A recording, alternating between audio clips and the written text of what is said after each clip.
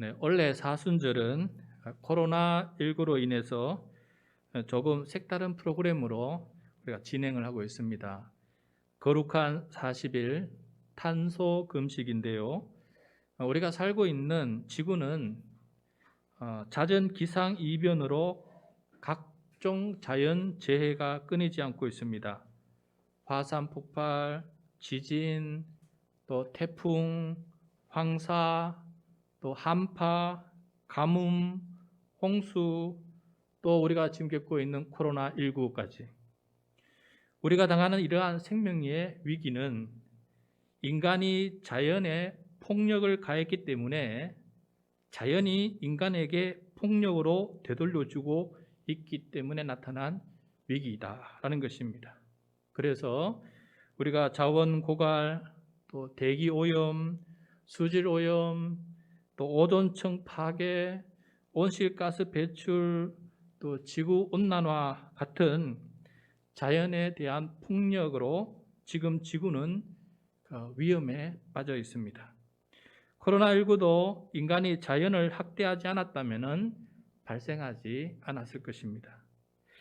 이것은 하나님께서 사람을, 우리 모두를 창조하시고 자연을 잘 다스리며 돌보라는 책임을 우리들에게 주셨습니다.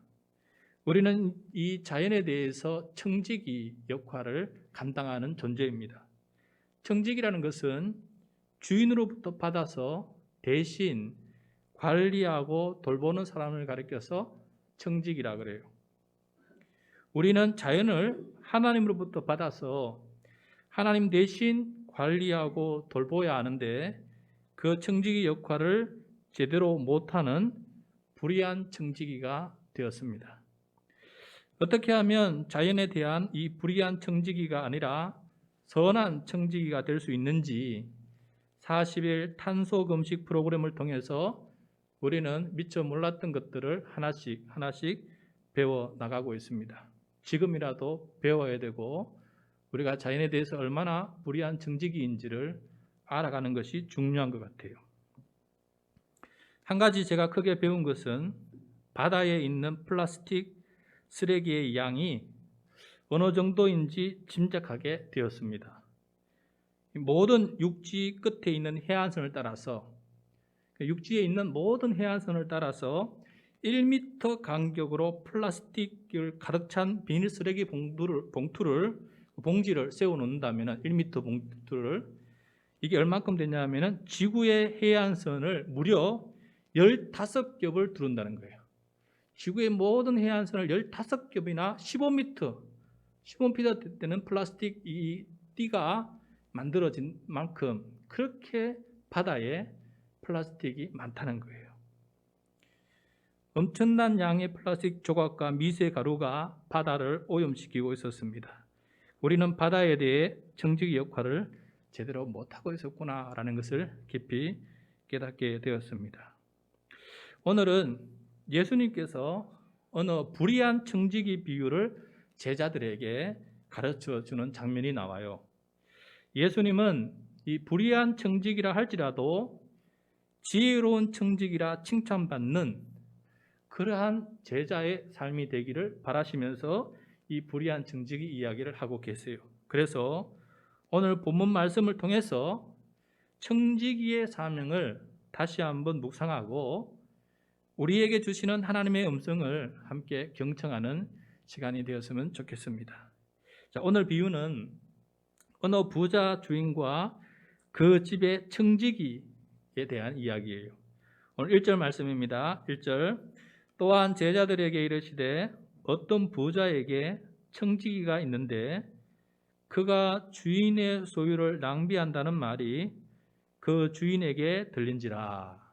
자, 예수님 시대 부자들은 많은 토지를 가지고 있었습니다. 그 토지를 소작농에게 빌려주고 또 농사를 하도록 허락을 해줍니다. 그리고 그 소작농으로부터 수확이 되면은 추수를 하면은 그 중에 일부를 사용료로 받아서 이제 창고에 쌓아두게 되죠. 그리고 양식을 구하는 이들이 있으면은 그것을 창고에 있는 쌓아둔 것을 팔아서 왜냐하면 그 주인에게는 그 많은 양식이 필요 없거든요. 그래서 또 그것을 팔아서 이제 나눠주고 수익을 또 얻게 되었습니다. 부자 주인은 이런 일들을 자신이 직접 하지 않고 보통 청지기를 두어서 그 청지기가 이 모든 일들을 대신하게끔 그렇게 일임을 하게 되었어요. 오늘 말씀에 나오는 청지기는 이 일을 하다가 주인의 소유를 낭비하게 되었어요. 그 일이 누군가를 통해서 주인에게 고발이 되었습니다. 아마도 청지기가 주인의 소유를 일부 몰래 빼돌려서 자신의 유흥을 위해서 사용하다가 사람들의 눈에 들킨 것이었습니다. 대부분의 소장농들이 사용료를 내고 나면은 살아가기가 빠듯합니다. 때로는 양식이 부족해서 주인의 청지기를 찾아가서 양식을 빚지고 빌려와서 먹기도 하였는데 이 청지기는 흥청망청 쓰게 되니까 사람들의 눈에 보였고 그것이 고발된 것이에요. 그런데 이 청지기는 흥청망청 쓰고 다녔기 때문에 사람들의 눈에 밉상이 되고 결국에는 주인에게 징계를 받게 되는데 바로 청지기 직무를 못하게 되는 것입니다. 2절 말씀입니다. 주인이 그를 불러 이르되 내가 내게 대하여 들은 이 말이 어찌 됨이냐? 네가 보던 일을 세마라. 청지기 직무를 계속하지 못하리라 하니. 자, 주인은 청지기를 불러서 이 소문이 어찌 된 것이냐 라고 물어서 확인을 하게 됩니다. 그 시간 청지기는 아무런 답변을 못해요. 불의가 드러났기 때문에 그렇습니다. 그래서 주인은 이 청지기에게 하던 일을 세마라, 보던 일을 세마라, 다시 말은 장부를 정리하라는 겁니다. 청지기 장부를 정리해서 인수인계, 새로운 청지기에게 줄 것이니까 네가 하던 모든 일들 싹 다 정리해라. 그리고 청지기 직무를 계속하지 못하게 될 것이다 라는 것을 언지를 주었어요. 그제서야 이 불의한 청지기는 장차 자신이 처한 생존의 위기가 어떻게 되는지를 깨닫게 된 거예요. 그동안은 아무런 걱정 없이 살다가 이 직분을 잃게 되는 위기 앞에 놓이게 되니까 이제 자신에게 펼쳐질 인생이 얼마나 큰 처참한 것인지를 알게 된다는 것이에요. 3절 말씀입니다. 3절 청지기가 속으로 이르되 주인이 내 직분을 빼앗으니 내가 무엇을 할까? 땅을 파자니 힘이 없고 빌어먹자니 부끄럽구나. 자, 불의한 청지기는 자신의 청지기 직무가 빼앗기면 어떤 삶이 이어질지 짐작이 가는 것이죠. 그런데 막노동을 해서 땅을 팔아서 빌어먹자니 나이가 든 청지기라서 힘이 없어서 그것도 못하겠고 그 다음에 거지처럼 빌어먹고 싶어도 흥청망청 쓰다가 거지꼴로 나서자니 부끄러워서 그 일도 못하겠다라는 것이에요. 이제서야 자신의 삶에 대한 깊은 후회를 하지만은 시간은 늦었습니다. 주인이 아니라 청지기였다는 사실을 이제서야 분명히 깨닫게 되고 또 주인과 관계가 끊어지는 이 청지기가 자기는 이제는 아무것도 아니다라는 사실도 깨닫게 되었습니다. 자, 이러한 위기의 순간에 청지기는 마지막으로 자신이 할 수 있는 일을 찾게 되었어요. 이 주인 집에서 쫓겨나면 자신을 청지기로 고용해 줄 새로운 집을 구하는 계략을 가지게 되었고 그것을 실행에 옮기게 됩니다. 어떻게 그 일을 했을까? 4절부터 7절까지 말씀입니다. 4절부터 7절까지 제가 읽겠습니다. 내가 할 일을 알았도다. 이렇게 하면 직분을 빼앗긴 후에 사람들이 나를 자기 집으로 영접하리라 하고 주인에게 빚진 자를 일일이 불러다가 먼저 온 자에게 이르되 네가 내 주인에게 얼마나 빚졌느냐? 말라되 기름 100마리니이다. 이르되 여기 내 증서를 가지고 빨리 앉아서 50이라 쓰라 하고 또 다른 이에게 이르되 너는 얼마나 빚졌느냐? 이르되 밀 100석이니이다. 이르되 여기 내 증서를 가지고 80이라 쓰라 하였는지라. 자, 이런 일들이 일일이 계속 이어지는 거예요. 청지기는 자신의 직분이 빼앗기면 후에 자신을 자기 집으로 영접해 줄 사람을 찾아 아주 큰 호의를 베풉니다. 청지기는 내일이면 청지기 직분을 빼앗깁니다. 그래서 오늘까지는 여전히 청지기 직분을 행할 수가 있습니다. 그래서 주인에게 빚진 자들을 한 명씩 몰래 부릅니다. 그리고 자신이 그 직분을 빼앗기게 되었다는 것도 감춥니다. 그리고 빚진 자들에게 너무 고마워할 혜택을 베푸는 것이죠. 기름 100말의 빚을 기름 50말로 삭감을 해줍니다. 대단한 것이죠. 기름 100말은 3,400리터쯤 되는데 올리브를 기르는 큰 농장에 1년 총 생산량의 버금가는 어마어마한 양이다라고 합니다. 그러니 기름 50말 삭감은 굉장한 것이죠. 일반적으로 개인 소작농이 아니라 제법 큰 규모를 가진 사람이었어요. 그러니까 이 집에도 청지기가 필요한 규모가 큰, 소위 말하면 이 집주인은, 원래 주인은 대기업 사장이라 그런다면은 이 사람은 중소기업 사장 좀 되는 그런 상황이 아니겠어요? 그래서 여기서 잘리면은 여기서 갈 수도 있는 그런 사람을 놓고 지금 이렇게 혜택을 베풀어 주는 것입니다. 이 빚진 자는 나중에 이 사람에게 큰 보답을 하지 않겠습니까? 어마어마한 혜택을 받았으니 이 청지기는 그것을 기대하면서 지금 이런 일을 하고 있는 것이에요. 다른 사람도 마찬가지입니다. 그렇게 빚 문서를 다 다시 작성해서 많은 그 빚을 삭감해 주게 되는 것이죠. 그런데 이렇게 몰래 한 일이 또 주인에게 발각이 되었어요.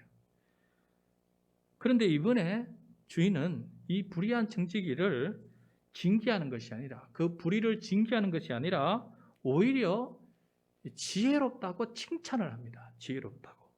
8절과 9절 말씀입니다. 8절과 9절 말씀. 주인이 이 옳지 않은 청지기가 이를 지혜 있게 하였으므로 칭찬하였으니 이 세대의 아들들이 자기 시대에 있어서는 빛의 아들들보다 더 지혜로움이니라. 내가 너희에게 말하노니 불의의 재물로 친구를 사귀라.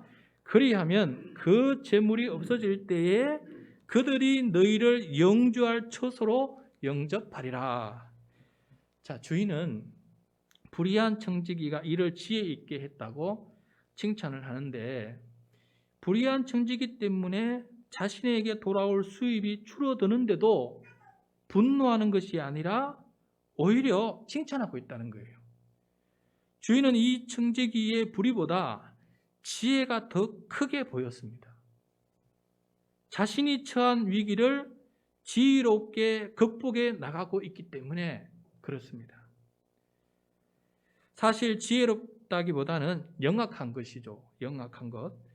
그래서 8절 하반절에 예수님은 이 세대의 아들들이 빛의 아들들보다 더 지혜롭다, 더 영악하다라고 말씀하고 있어요. 여러분, 그리스도 아닌 사람들이, 세상 사람들은 굉장히 영악합니다. 그래서 우리 믿음대로 사는 사람들은 그들에 비하면 이 영악함에 대해서는 따라갈 수가 없다라고 말해요. 예수님께서도 이 불의한 청지기를 같이 칭찬하시는데, 우리가 생각하기에는 불의한 청지기의 불의를 징계하시고 잘못했다고 말씀하셔야 되는데, 예수님도 이야기를 하면서 같이 칭찬을 하시는데, 그 이유는 이 불의한 청지기가 불의한 재물로 친구를 사귀었기 때문이다라고 말씀하고 있어요. 불의한 재물로 불의한 재물을 탐하면 재물이 없어지면 망하게 됩니다. 그런데 그런 이 불의한 재물로 재물이 아니라 사람을 사귀었어요. 그래서 청지기 직분을 빼앗기고 재물이 없어질 때, 어디 갈 곳이 없을 때 청지기 때문에 많은 빚을 크게 삭감받은 자들이 이 청지기를 자신의 집으로 영접해서 영주할, 계속해서 머물 수 있는 처소를 마련해 준다라는 것을 말씀하고 있습니다. 예수님은 제물로 사람을 사귄 것을 매우 칭찬하고 계십니다. 자, 예수님은 이 불의한 청지기 비유를 통해서 제자들이 지혜로운 청지기가 되기를 원했습니다. 예수님은 제자들에게 재물보다 더 귀한 것을 맡겨줄 텐데, 이제 예수님은 이 제자들에게 이 재물보다 더 귀한 것을 맡겨줄 텐데 제자들이 지혜롭게 관리해주는 청지기가 되어주기를 간절히 원했던 것이에요. 그 말을 10절, 11절, 12절에서 말해주고 있습니다. 제가 읽겠습니다. 지극히 작은 것에 충성된 자는 큰 것에서도 충성되고 지극히 작은 것에 불의한 자는 큰 것에서도 불의하니라. 너희가 만일 불의한 재물에도 충성하지 아니하면은 누가 참된 것으로 너희에게 맡기겠느냐? 너희가 만일 남의 것에 충성하지 아니하면 누가 너희 것을 너희에게 주겠느냐? 자, 이게 주님께서 하고 싶었던 말씀이에요. 예수님은 제자들에게 재물이 아니라 지금 참된 것을 맡기려 하십니다. 참된 것. 여러분, 참된 것이 무엇일까요? 그것은 바로 사복음서 읽어보면은 하나님의 나라 복음이 참된 것이다라는 것을 누누이 우리가 듣게 됩니다. 예수님께서는 하나님 아버지로부터 맡아 세상 사람들에게 전하신 이 복음, 하나님 나라가 가까이 왔다는 이 복된 소식을 계속해서 이것을 맡아서 전하고 있었어요. 이 하나님 나라 복음을 제자들에게 이제 맡기려고 하고 있는 것입니다. 그리고 불의한 청지기는 이 불의한 제물로 사람을 사귀었다면은 죄인인 제자들은 하나님 나라 복음으로 예수님을 온전히 사귀기를 원하셨습니다. 제물로 사람을 사귄 사람은 제물이 사라질 때 사귄 사람이 남게 됩니다. 이처럼 하나님 나라 복음으로 예수님을 사귄 사람은 더 이상 복음 전파가 필요 없어질 때, 즉 하나님의 나라가 완성이 될 때 그 사람은 하나님 나라의 왕이신 예수님을 얻게 되기 때문입니다. 예수님은 우리를 하나님의 나라에서 그할 영원한 처소로 우리를 영접해 주시는 것이 바로 이 하나님 나라 복음의 내용입니다. 또한 불의한 청지기는 사람을 얻어도 또다시 그 사람의 청지기, 즉 노예 신분이지만은 제자들은 예수님을 얻자 하나님의 자녀로 입양되어서 하나님의 나라의 기업을 물려받는 신분과 권세를 누리게 되는 것입니다. 이러한 놀라운 하나님 나라 복음을 맡기니 지혜롭게 또 충성된 제자들이 되어주기를 바란다는 의미에서 지금 이 불의한 청지기 비유를 통해서 예수님께서 제자 훈련을 지금 하고 계시는 것입니다. 그리고 나서 이 마지막에 예수님 이렇게 결론을 맺으십니다. 13절 말씀이에요. 집 하인이 두 주인을 섬길 수 없나니 혹 이를 미워하고 저를 사랑하거나 혹 이를 중히 여기고 저를 경히 여길 것임이니라. 너희는 하나님과 재물을 겸하여 섬길 수 없느니라. 집 하인이 두 주인을 동시에 섬길 수 없듯이 제자들은 하나님과 재물을 동시에 주인으로 섬길 수가 없습니다. 늘 둘 중에 하나를 더 사랑하고 더 중히 여길 수밖에 없기 때문에 그렇습니다. 그렇다고 둘 다 소홀히 대할 수는 없습니다. 그렇다면 불의한 청지기처럼 재물로 사람을 얻듯이 재물로 하나님을 얻는 사람이 지혜로운 사람이라는 것이죠. 그것이 재물로 하나님을 충성스럽게 섬기는 모습이 될 것입니다. 자, 성도 여러분, 코로나19 장기화로 인생에 찾아온 혹은 찾아올 위기의 순간을 대비하라는 음성이 곳곳에서 들려옵니다. 그런데 우리는 어떻게 대비해야 할지 몰라서 근심과 걱정이 가득합니다. 이제 주님의 음성을 한번 다시 들어봅시다. 첫째로는 이 세상 사람들의 지혜를 들어봅시다. 영악한 불의한 청지기의 지혜라도 한번 들어봅시다. 인생의 위기를 염려한 사람은 평소 재물로 사람을 사기 위해서 미래를 준비해야 된다는 것을 우리들에게 가르쳐주고 있어요. 재물만 가진 사람은 어리석은 사람이고 재물로 사람을 얻은 사람은 지혜로운 사람이다라는 것이에요. 불의한 청지기처럼 말입니다. 특히 하나님께서 우리에게 재물을 주신 것은 잘 사용하라고 주신 재물입니다. 우린 재물에 대해서 청지기예요. 우리는 그 재물의 청지기인데 우리는 불의한 청지기예요. 그 재물을 낭비하고 살았습니다. 이제 그 재물을 잘 사용해야 됩니다. 사람을 얻기 위해 사용을 해야 됩니다. 그것이 지혜로운 청지기의 모습이에요. 더군다나 재물로 어렵고 힘든 사람을 도와줄 때 그 사람은 분명히 보답할 것입니다. 보답하지 않는다면 하나님께서 대신 보답해 주실 것입니다. 이 위기를 지내는 지혜는, 이기는 지혜는 먼저 사람을 얻어야 된다라는 것을 오늘 분명하게 깨닫습니다. 두 번째로 인생의 위기를 어떻게 대비해야 하는지 예수님의 지혜를 경청한다면 인생의 위기를 염려한 사람은 하나님 나라 복음으로 예수님을 사기 위해서 미래를 준비하는 사람이 되어야 된다라는 것이에요. 재물보다 더 값진 것은 사람이고 사람보다 더 값진 것은 주님이세요. 성삼위일체 하나님이십니다. 하나님은 세상의 모든 것의 주인이세요. 하나님은 우리의 굶주림과 생존의 위기뿐만 아니라 우리의 죽음과 우리의 멸망의 위기에서도 우리를 건져주시는 구원하시는 분이십니다. 우리는 단순히 노후 대책을 넘어서 영원을 생각하는 지혜가 있어야 합니다. 썩어 없어질 것이 아니라 영원히 함께할 것에 가치를 두고 오늘을 사는 것이 그리스도인의 지혜일 것입니다. 썩지 아니하고 영원히 함께하실 분은 주님이세요. 우리는 이 주님이 왕이 되시는 나라에서 죽음도 이기고 모든 질병도 이기고 모든 굶주림도 이기고 영원히 살게 될 새하늘과 새 땅을 우리가 바라보고 있습니다. 그러므로 하나님 나라 복음의 청지기로서 예수님을 사귀는 사람이 되어서 가장 지혜로운 미래를 대비하는 사람이 될 수 있기를 바랍니다.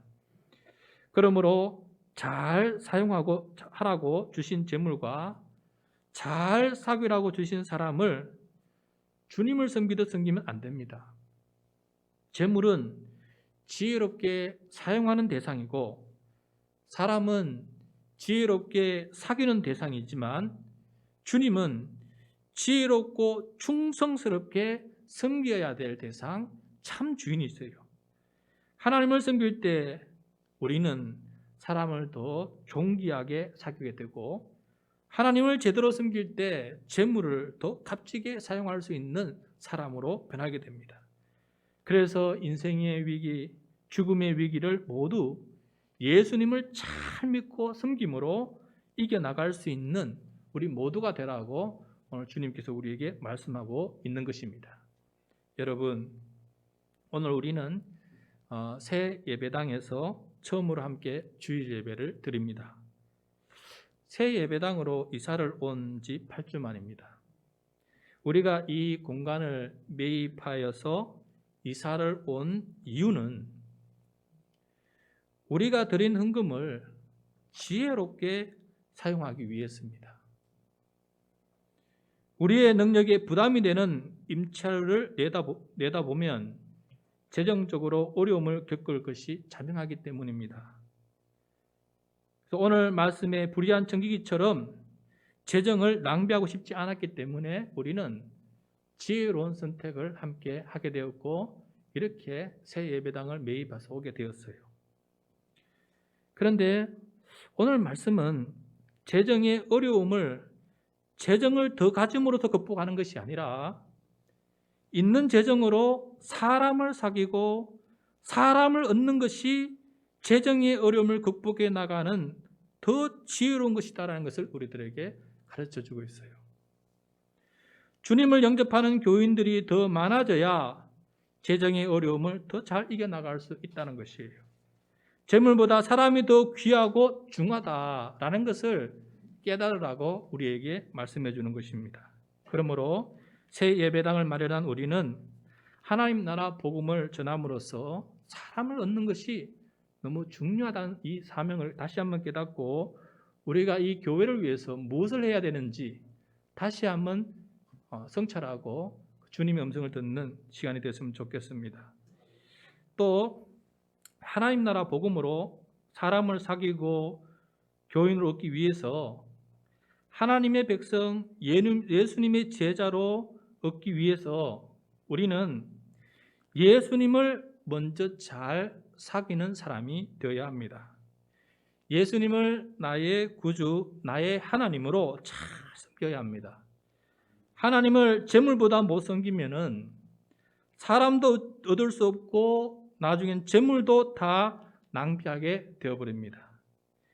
예수님을 잘 믿고 지혜롭게 충성되이 섬기는 사람이 되어야 사람도 없고 재물도 존귀하게 사용될 수 있기 때문에 그렇습니다. 그러므로 예수님을 잘 사귀는 예수님의 친구가 되는 우리 모두가 될 수 있기를 간절히 소원합니다.